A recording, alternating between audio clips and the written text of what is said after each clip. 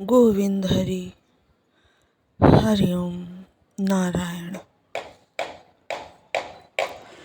काफ़ी समय बीत चुका था। प्रतिभा जी मंदिर नहीं आई थी।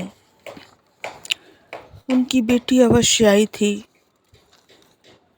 अपने पापा के साथ और स्वामी जी की एक तस्वीर बनाकर लाई थी। इस बार अवश्य उस बच्ची ने तस्वीर अच्छी बनाई थी। स्वामी जी तो बच्चे की भावना देखकर खुश थे। उसी समय उमेश जी ने बताया कि उन्होंने नया घर बनवाया है। उसकी छत पर अजीब अजीब सी आवाज़ें आती हैं।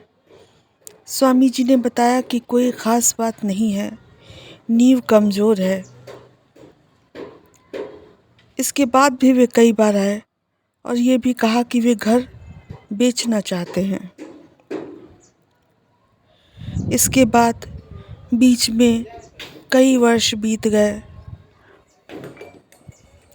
उमेश जी अब बच्चे तो कभी कभी आते थे, पर प्रतिभा जी नहीं आई। मुझे भी अफसोस था कि मेरी वजह से उनकी तबीयत खराब हो गई, पर एक विश्वास था स्वामी जी के आशीर्वाद पर, जो वे हमेशा प्रतिभा जी को देते थे।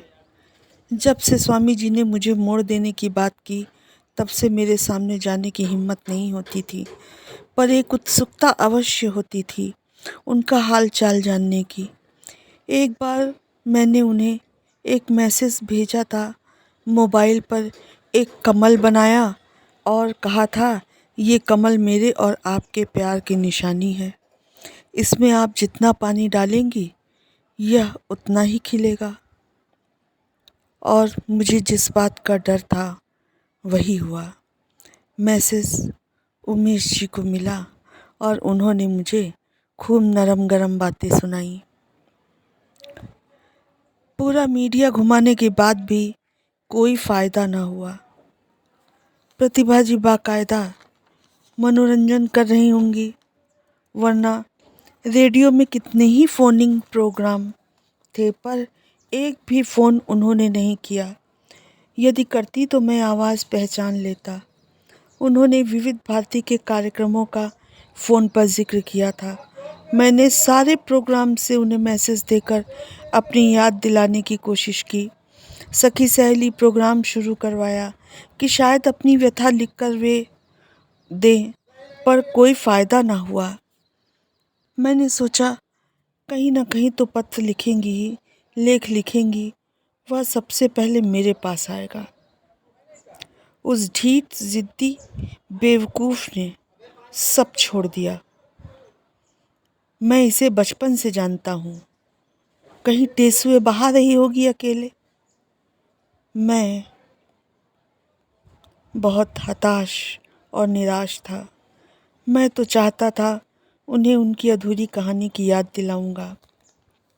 मुझसे मिलकर वे कितना खुश होंगी। मैंने उन्हें उन्हीं की आवाज़ में चिढ़ाकर भी बहुत सी बातें की रेडियो के माध्यम से, कि शायद उन्हें शादी से पहले की बात याद आ जाए, पर मेरे दिए सारे संस्कार नियम धर्म जैसे ताक पर रख दिए हों। बातों नहीं कहीं की, बातें करने को दे दो तो अभी घर का सारा प्रपंच सुना डालेंगी, पर लिखेंगी नहीं। मुझे याद है कि एक बार उन्होंने कविता लिखी थी जो कुछ इस तरह से थी। जीवन में साथ हरदम देते हैं ये आंसू, कौन कहता है बुरे होते हैं ये आंसू। छोड़कर अकेले सब चल दिए एक दिन, बोला निराश मत हो हम आ गए आंसू। वैसे हैं बड़े कीमती पर छोड़ते न साथ, नारी के तो हथियार कहे जाते हैं आंसू। गम में भी रोते हैं, खुशी में भी रोते हैं, कोई भी बात ना हो तो घड़ियाल के आंसू। वैसे तो ये कविता बहुत बड़ी लिखी थी, पर मुझे इतनी ही याद आ रही है। मैंने कहा भी था कि संभाल कर रख लो, पर भवानी अगले दिन ही डायरी स्कूल में डाल आई। डायरी में एक कविता और लिखी थी। एक समय था नारी को देखा करते थे श्रद्धा में, आधारशिला थी समाज की, रहती थी लाज के घूंघट में। फूलों जैसी खिलती थी वो, तितली जैसी उड़ती थी वो, था प्यार पुरुष का कान्हा सा, राधा जैसी ऐसी थी वो। एक दिन ऐसी आंधी आई, मध्ययुगीन राजनीति छाई, नारी की ये आज़ादी कुछ विदेशी कुदृष्टि को ना भाई। नारी का शुरू हुआ शोषण, किसका पालन किसका पोषण, नारी का होने लगा पतन, हर गली में उसका रुदन रुदन। हाय विडंबना तो देखो, युग सृष्टा युग दृष्टा की। बस कविता यहीं पर समाप्त हो गई। फिर मैं कह कह कर हार गया कि कविता पूरी कर लो, पर कविता पूरी नहीं की गई। और ये था कि हम बोल दें, प्रकाश प्लीज़ तुम लिख दो। मैंने कहा अपने आप लिखो। ये कविता मुझे याद है, पर उन्होंने वो पन्ना कविता सहित फेंक दिया। पता नहीं क्यों मुझे ऐसा लगता था कि शायद ये कभी कुछ अच्छा लिखेंगी, पर बहुत गुस्सा आता था। यही सब सोचकर इन्हीं उधेड़ बुन में बैठा था, और काफ़ी दिनों से वो लोग आए भी नहीं थे। तभी किसी के आने की आहट हुई। मैंने देखा कि उमेश जी, उनकी दोनों बेटियां और प्रतिभा जी सब उस दिन आश्रम आए थे।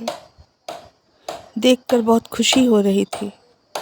मैंने देखा कि उमेश जी पहले से बहुत स्लिम हो गए थे। प्रतिभा जी भी पहले से अधिक चैतन्य लग रही थी। स्वामी जी के पास छोटे स्वामी जी भी बैठे थे। उन्होंने कहा बहुत दिनों के बाद आना हुआ। आज जवाब प्रतिभा जी ने दिया, जी हाँ, बहुत दिन हो गए। पहली बार मैंने प्रतिभा जी को इतना खुश देखा। उनकी बेटियां भी बहुत खुश दिखाई दे रही थीं। बड़ी बेटी एक तस्वीर लाई थी भारत माता की, जिसे स्वामी जी ने देखा और बहुत खुश हुए। उन्होंने तस्वीर अपने पास रख ली और कहा, बेटा बहुत अच्छी है, इसे मैं सदा अपने पास रखूँगा। छोटी वाली बेटी ने हाई स्कूल का रिज़ल्ट दिखाया। स्वामी जी बहुत खुश हुए। जैसे ही छोटी बेटी का नाम पढ़ा, उन्होंने छोटे स्वामी जी से कहा कि देखो, इसका नाम भी श्रुति है। तभी प्रतिभा जी ने अपना एक पर्चा उनके सामने दिया और कहा, स्वामी जी ये देखिए, ये हमने लिखा है। स्वामी जी ने वो पर्चा ले लिया और फिर वे पढ़ने लगे। वे कुछ इस तरह से पढ़ रहे थे, ये किसकी आँखों ने मुझको छूकर अश्रु बहाया है, मेरा मरुस्थल सा अंतस्थल प्रेम नीर में नहाया है। कब से नींद में खोई थी मैं, ये स्वप्न है या साया है, मेरे आंचल में कब ये देवदूत कोई आया है। सोती हुई वसुंधरा को किसने आज जगाया है, क्या नाम है उस कर्मवीर का जिसने सुस्वप्न दिखाया है।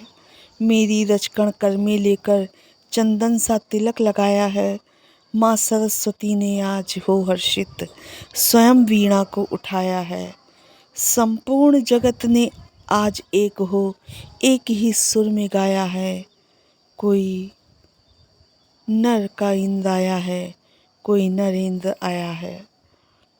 न दिया है न बाती है, एक आत्म ज्योति जलाया है, स्वयं आज भारत माता ने अभिनंदन हार सजाया है। अपनी स्वच्छ प्रेम आंगन में एक तस्वीर बनाया है। शायद वह उससे मिलती हो जिसने मुझे सादर बुलाया है। आशीर्वाद मेरा पाने को एक प्रेम निमंत्रण आया है। सुनव प्रभात आया है, सुनव प्रभात आया है। और उसका शीर्षक था भारत आत्मा। स्वामी जी एक एक लाइन लयात्मक तरीके से पढ़ रहे थे और प्रतिभा जी और उनके बच्चे बहुत खुशी से सुन रहे थे। आज मैं इस बात से खुश था कि एक इल्ज़ाम जो मैंने वहन किया था उससे मुझे मुक्ति मिल गई थी। प्रतिभा जी ने मेरी वजह से लिखना छोड़ा था, आज स्वामी जी ने लिखवा दिया। मैंने मन ही मन एक बार फिर स्वामी जी को प्रणाम किया और स्वयं को धन्य समझा कि मैं उनकी छत्र छाया में हूँ। आज प्रतिभा जी स्वामी जी के सामने एकदम बच्चों जैसी लग रही थी। स्वामी जी ने कहा, बेटी, ये बेटियां ही तेरा सम्मान है। मैं फिर डर गया कि सम्मान के विषय में तो प्रतिभा जी ने मुझे कुछ लिख कर दिया था। क्या स्वामी जी को भी पता है? उमेश जी खुश तो थे पर अपने आप से संतुष्ट नहीं लग रहे थे। उन्हें भी स्वामी जी ने समझाया। लग रहा था किसी का घर जाने का मन ही नहीं है। प्रतिभा जी को तो खैर मैं जानता हूँ कि उन्हें यहाँ अच्छा लगता है। छोटे स्वामी जी ने पूछा कि क्या आप लिखती हैं? प्रतिभा जी ने बताया, नहीं, मैं लिखती नहीं हूँ। आज से तकरीबन 10 वर्ष पहले स्वामी जी ने कहा था कि अपना जीवन लिखो। हम जीवन तो नहीं लिख पाए। दरअसल इसी बीच मेरे पापा को कैंसर से और आगे कुछ नहीं कहा। मुझे याद आया कि प्रतिभा जी ने मुझे फ़ोन किया था कि उनके पापा को कैंसर हो गया है और मैंने एम्स में ले जाने की सलाह भी दी थी। मैंने देखा कि उनकी आंख में आंसू थे। मैं भी बहुत मायूस हो गया, पर ये समझ में नहीं आ रहा था कि इन्होंने झूठ क्यों बोला, जबकि इन्होंने कितना कुछ लिखकर हमें दिया था। ये बात अलग थी कि उन्होंने जो लिखा था वो वही समझ सकती थी।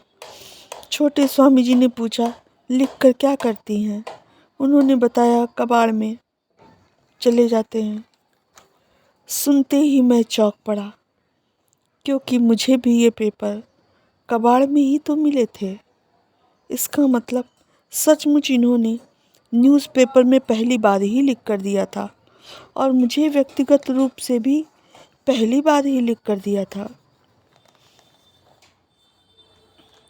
प्रतिभा जी ने अपने बच्चों की समस्याएं बताईं। चलते समय उन्होंने स्वामी जी के चरण स्पर्श किए और यह भी बताया कि अब उनकी तबीयत ठीक है। चलते चलते मुझे फिर एक आवाज़ सुनाई पड़ी, काश एक बार स्वामी जी को अपने घर ले जाते। स्वामी जी, पिछली बार आपने आने से मना कर दिया था, पर वो दिन आए कि हम आपसे चलने को कहें और आप ना कह पाएँ। वैसे तो हम जानते हैं कि आप सदा हमारे साथ हैं। आपका ध्यान करते करते हमने कितना कुछ लिख डाला। इतना तो हम अपने बीते जीवन काल में नहीं लिख पाए, वरना आज हमने भी कुछ। और इसके बाद आवाज़ आनी बंद हो गई।